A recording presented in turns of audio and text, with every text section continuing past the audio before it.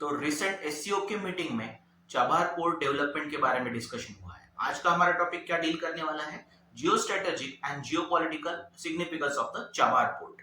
तो Chabahar port ये Iran से बिलोंग करता है। आपको एक चीज समझनी पड़ेगी कि ईरान और इंडिया कभी ये मेरीटाइम और लैंड बॉर्डर शेयर करते थे 1947 से पहले, लेकिन जैसे ही पाकिस्तान का क्रिएशन हुआ और पाकिस्तान बाद में होस्टाइल भी हुआ, तो इस वजह से हमारा जो डायरेक्ट एक्सेस था वो लॉस्ट हो गया।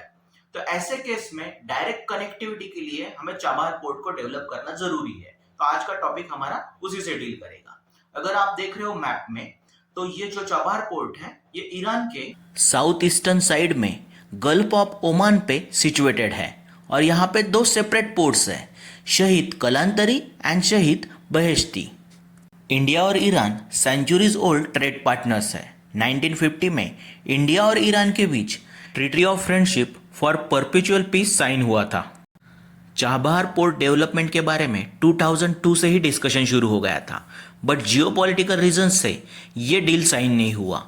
बट फाइनली 2016 में इंडिया और ईरान ने एक एग्रीमेंट साइन किया जिसमें चाबहार पोर्ट रिनोवेशन और डेवलपमेंट के बारे में एग्रीमेंट हुआ था और इसी के साथ यहाँ पे एक कार्गो फैसिलिटी बनाया जाएगा, ऐसा डिसाइड हुआ। इंडिया के ओर से इंडिया पोर्ट ग्लोबल लिमिटेड इसे डेवलप करने वाला है। अब जानते हैं चाबहार पोर्ट के जियोपॉलिटिकल सिग्निफिकेंस के बारे में। तो चाबहार एग्रीमेंट जो है it directly connect India and Iran to each other and links Iran to the Indian Ocean. It also provide access for India to Afghanistan, Strait of Hormuz and Central Asia, allowing India to bypass the Pakistan. तो पाकिस्तान को bypass करके हम directly connectivity बढ़ा सकते हैं। तो connectivity को boost करने के लिए चाबहार पोर्ट इंपॉर्टेंट है। चाबहार पोर्ट के जियोपॉलिटिकल सिग्निफिकेंस में और एक नया पॉइंट है, दैट इज ये चाबहार पोर्ट इंडिया के एक्सेस को बूस्ट करेगा international north south transport corridor के लिए। International north south transport corridor जो है एक कॉम्प्रिहेंसिव ट्रांजिट मैकेनिज्म है जिसमें रेल रूट्स है, रोड्स है और मैरीटाइम रूट्स भी है। इसे सुएज कैनल का एक अल्टरनेटिव बताया जा रहा है क्योंकि इससे इंडिया और रशिया बेटर कनेक्ट होंगे और उसी के साथ इस इंटरनेशनल नॉर्थ साउथ कॉरिडोर में इंडिया, ईरान और रशिया इंपॉर्टेंट पार्टनर्स है। तो इस तरीके से चाबहार पोर्ट इंडिया के कनेक्टिविटी को बूस्ट कर सकता है।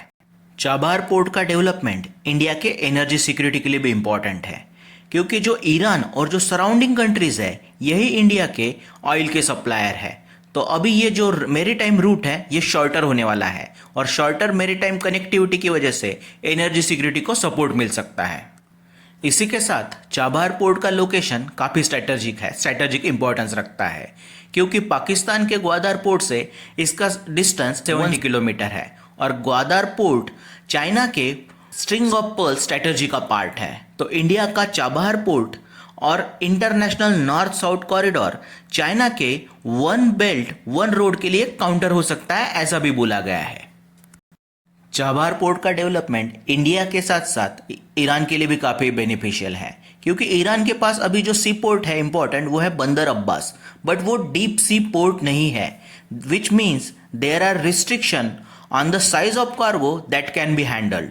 तो उन्हें एक डीप सी पोर्ट मिल रहा है, कनेक्टिविटी इंक्रीज हो रहा है और ईरान का हमेशा एम रहा है कि इंडिया के साथ ट्रेड बढ़ाना है क्योंकि वेस्टर्न कंट्रीज के साथ उनके रिलेशन कभी भी अच्छे नहीं रहे हैं।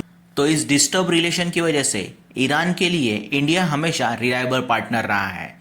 इवन ईरान ने यह भी कहा है कि इसके बाद जो ट्रांजैक्शंस होंगे वो रुपीज में भी हो सकते हैं, मींस डॉलर में ट्रांजैक्शन की जरूरत नहीं है, तो जो इंडिया के लिए बेनिफिशियल है।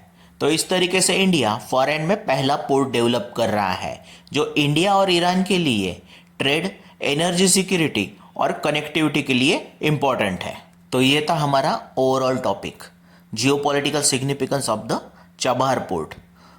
Thanks for watching, also subscribe the channel.